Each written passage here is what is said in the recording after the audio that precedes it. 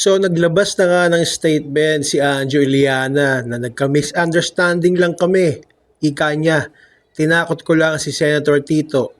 Anjo Iliana, inamin walang katotohanan ang mga banta kay Tito Soto. What's up guys? Magandang tanghali, hapon, gabi sa mga nanunood. Kung asan man kayo, ingat, medyo umaraw. So sana okay kayong lahat. So ayun na nga, usap-usapan pa rin ang pampabluff ni Anjo Iliana kay Tito Sen na sinasabi na wala naman daw katotohanan lahat. Kumbaga parang nag-power tripping lang ang kuya mo Anjo.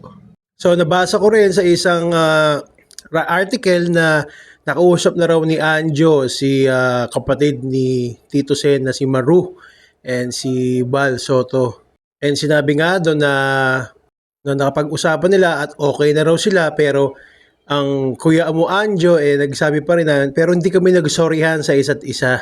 So talagang medyo mataas pa rin ang apag.